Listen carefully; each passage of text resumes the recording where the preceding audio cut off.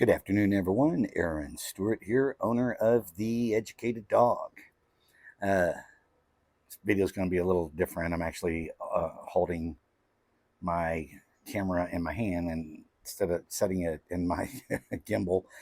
Um, so I'm not having to hold it with my hands, and I'm using a different microphone system. So I wanted to talk about uh, multiple dogs in the home who start fighting. Now, this does not mean that the dogs are necessarily aggressive.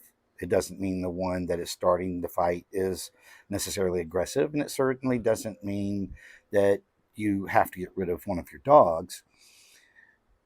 We have to figure out first, why did the fights start happening?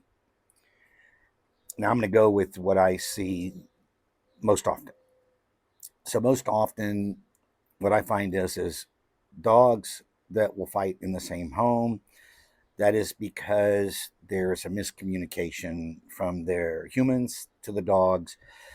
The dogs' basic needs aren't being met, and that is leadership, structure, rules and boundaries, and giving the dog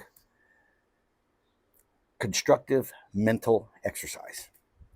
When the dogs don't have these things, they can't mentally constructively exercise their own brains.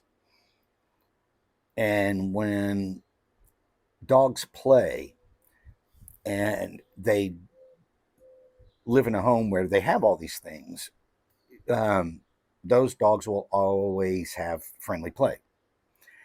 Now, when dogs do play, you do need to be aware of and pay attention to the sounds that they're making, and you need to know the difference of is, and some of it can sound really bad when it's not, so you have to pay really close attention to what is bad.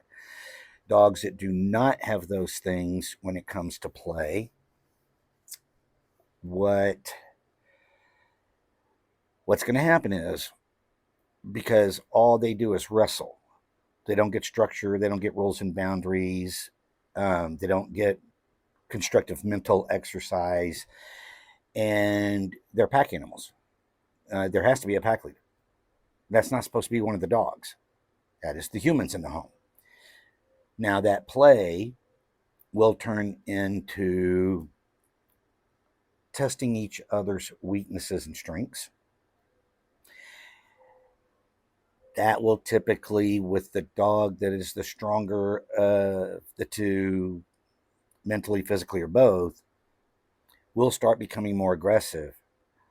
Part of the reason they become more aggressive is either the other dog won't back down or the other dog starts showing signs of fear towards the dog that is being aggressive. And they're little bitty signs. Most people won't see them. When you've done this as long as I have, you know what to look for. The other dog in the home will spot them every time, and they will go after that other dog just for showing weakness.